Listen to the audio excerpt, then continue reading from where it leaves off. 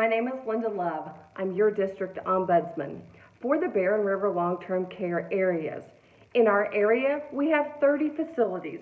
Within those facilities, our responsibility is to advocate for the residents as well as educate staff, family, and residents. So today I'm going to take that opportunity to educate and provide some training on an area that is critical to the services provided in facilities. That topic is resident rights. So today when we talk about resident rights, we're going to focus on three things. We're going to focus on perspective, principle, and rights. So when we talk about perspective, I always like to just kind of set the mood, let everybody see where we go with our perspective. Let's take a moment. Let's think back to this morning. Let's think back to when we just woke up. What time did you wake up? The first thing you did when you woke up. When you eat, did you shower? Did you get dressed? Most of us are just creatures of habit. As we have a routine, we want to keep that routine. So we have to keep that in mind when folks come into facilities and they're coming in for the first time and they've been there just for a week. We've totally disrupted their routine. We've told them what time sometimes that they need to get up. We're telling them what time they have to eat breakfast. We're telling them those things. So as we do those things, we have to somewhere try to meet in the middle and try to get it as close as possible. I tell folks when residents come in, we've got to build that rapport and that relationship, and we have got to learn who they are and the things that are norm for them. Most of us are creatures of habit. Most of us have a routine. Most of us don't like to stray from that routine. How many of you like to make your own decisions? I do, and I think residents do too. So when we put it in perspective, we have to allow residents to make their own decisions. Think about it this way. You got sick, you had to go to the hospital, and all of a sudden they're saying you can't go back home. So in doing so, you're going into a facility, and you're in a room with a stranger. You've got a stranger giving you a bath. You've got food that you're not accustomed to. Some of us just really like that good old country cooking. Some of us, like our vegetables and not our meats. And so we look at all of these things. So as a stranger, they're a stranger in a home at this point. So we have to put it in perspective when we talk about rights. And we're going to talk about how these rights go into the things that I just talked about. I know you all know these things, and I know that sometimes we just forget those things. Sometimes, it's a matter of just being reminded that we have these individuals outside of the realm of their comfort, and we sometimes just have to implement and get back to where they have the right to make decisions. They have a right to pick what they want to eat. And so in doing so, we're going to talk about some principles that are focused on these rights. I think there's 4 key principles. We like to say person-centered themes or people principles. And 1 is communication, 2 is choice, 3 is decision-making, and 4 is participation.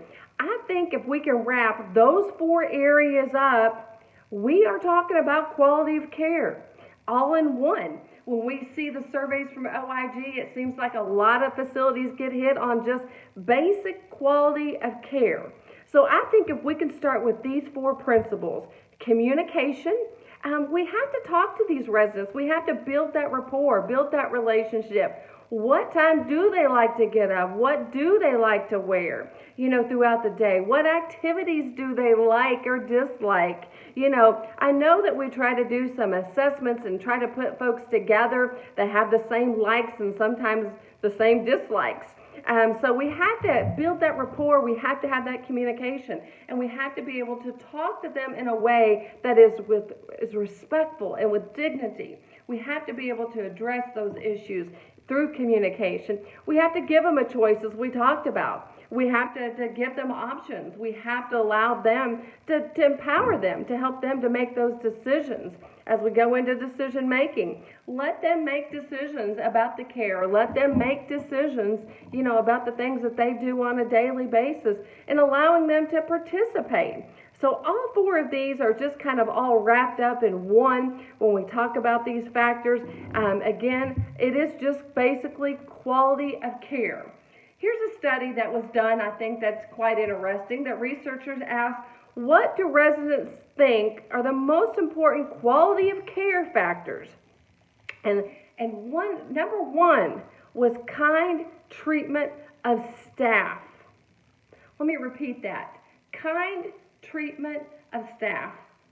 I mean, this should be a given. However, sometimes it's not. We, as ombudsmen, we get a lot of complaints. So I'm going back to the kind treatment of staff is when they press that call light and they're asking for assistance because maybe they have urinated in the bed, or maybe they need to, be changed, or maybe they're thirsty. And sometimes we get the complaint that the staff would come in and say, oh, you did it again. Oh my gosh, I got to change you again. I've got to, you're always asking for something. And so that deliverance and how that staff approaches that person, because they can't get out of that bed. Maybe they're in for short term and they've had hip replacement and just can't get up and take themselves to the bathroom. Maybe they're in for long-term care and some of them have been bedridden for 3 years. They've not put feet on the ground and they are 100% dependent on you. So always put it in perspective to what their situation is, and always use the person-centered approach in communicating and giving them choice and dignity and respect in how we address individuals. The second thing the study said was respect for residents' dignity and being treated like adults.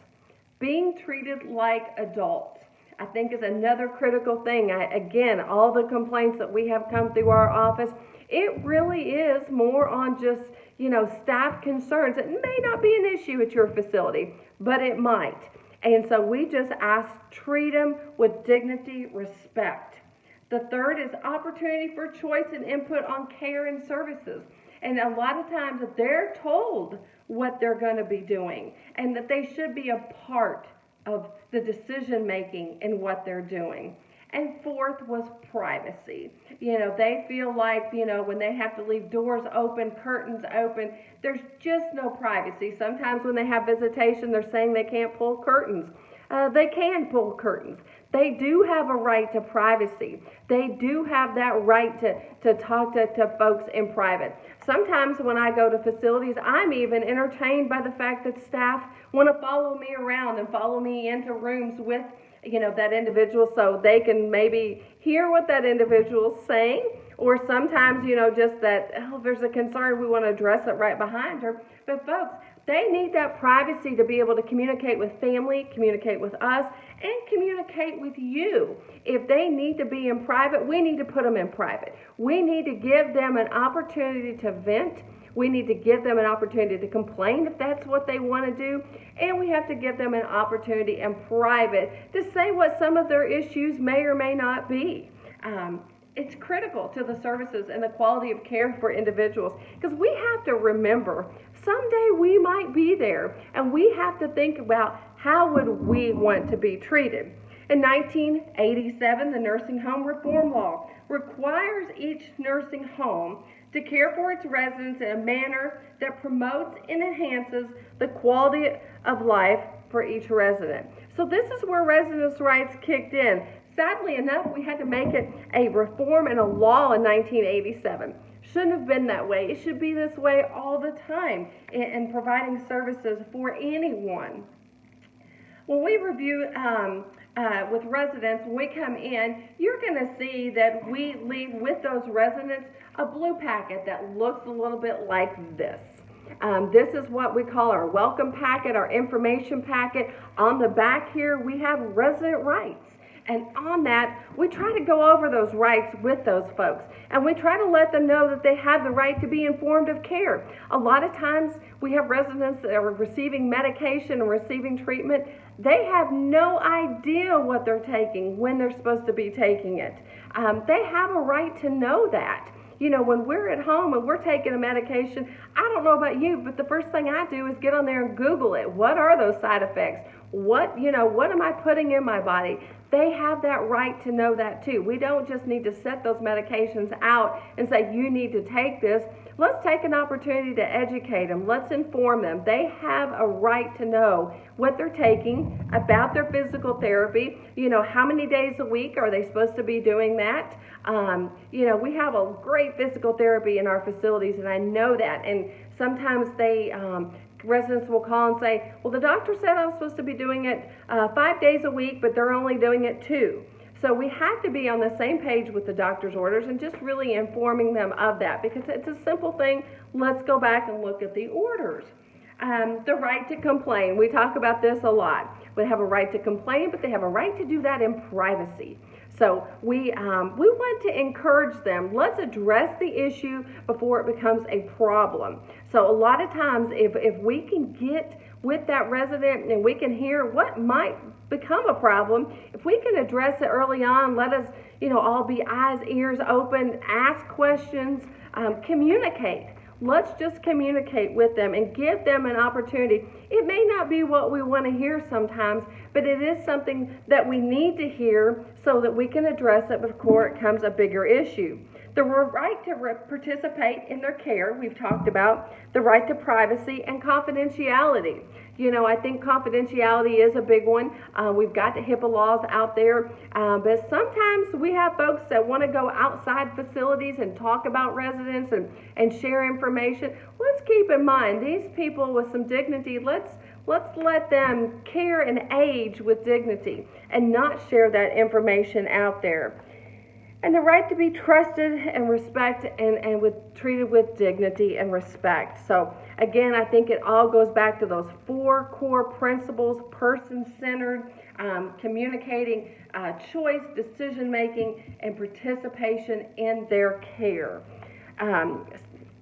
Resident rights must be known and understood by all. So when we talk about resident rights, we want to also just provide the opportunity, and I think facilities do a good job in giving that to them at admissions. But facilities, if you need these blue packets or you need information, I think from beginning to end, we have to start with educating them, knowing what those rights are. So we want to encourage, during the admission process, those rights are reviewed. When new staff are hired, we want those rights reviewed. When family members are present, let's review the rights.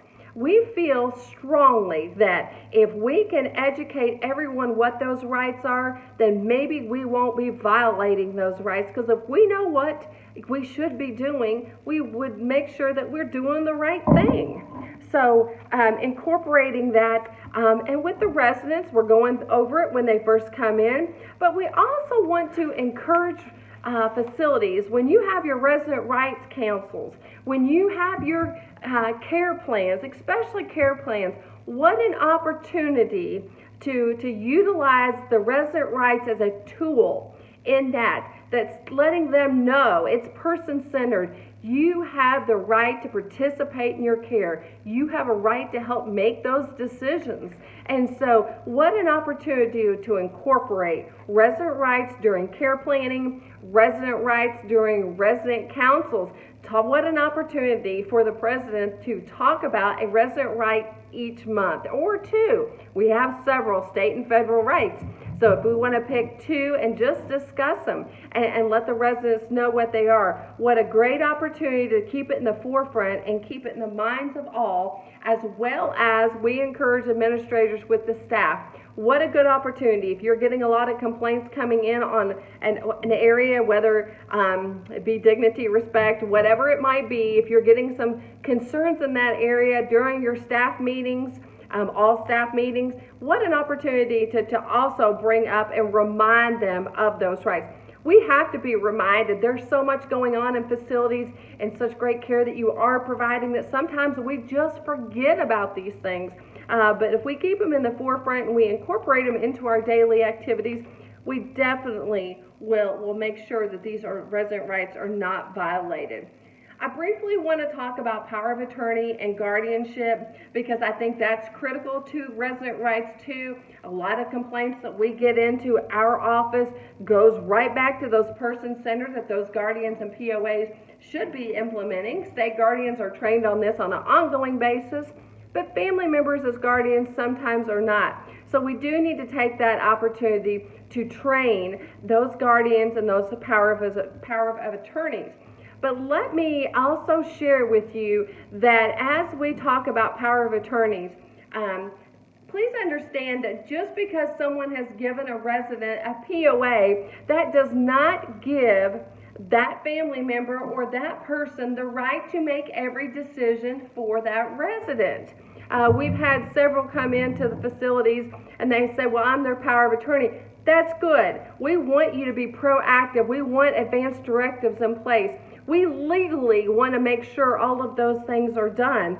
However, let's keep in mind, as long as that individual is competent and capable of making a decision, they have the right to make it. We had a resident's husband that just felt that his wife shouldn't be eating sweets. And so this goes back that he says, you know, I'm technically her legal guardian, so I can make that decision. Well, technically, you are the guardian to help make medical and financial decisions. However, on a daily basis, POA or guardian, if they choose that they don't want to go play bingo, or they don't want to participate in something, they want to eat that dessert every day, as long as there is not a medical order stating they're diabetic and they can't do that, or another medical reason to why they can't do that, they have that choice to make that decision. We are constantly educating family members and individuals on this because that is a huge complaint. So when we go back to resident rights and we go back to person-centered, they have the right to make those decisions to what they wear. Sometimes we know they get in the facility and they want to wear what's comfortable. Maybe it doesn't match. That's okay.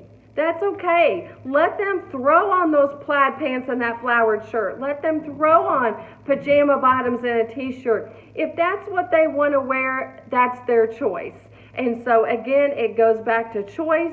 It goes back to decision making, and it goes back to communication, to allowing them and empowering them to help make those decisions, to make that quality of care and their stay at that facility, because that is their home. That makes it better for them, and that's what we want to do. We want to make that the best place we can make for each of them. So if you have questions in regards to power of attorney and guardianship, and there is some conflict and it's not maybe something that can be resolved immediately, let's call a care plan. You know, call our office, allow us to help to come in and mediate that. Let us sometimes talk to the family members. Sometimes if they hear it from an outside party who knows that we want what's best for that resident too, they will understand it, and we can put it right back to resident rights, and we can let them know that we cannot violate that right and we cannot take that empowerment from them. So in summary, as we talk about these things, what seems so simple, I just ask that you be reminded. I ask you to incorporate it into the daily things that you do at facilities, from admission to staff meetings to resident councils. You know, we have to take the opportunity to remind and educate folks on these rights. So I guess in summary too, I always summarize it with just treat others the way you want to be treated. I sometimes have to sit back and say, if I was here, you know, what would I want, or how would I want things done?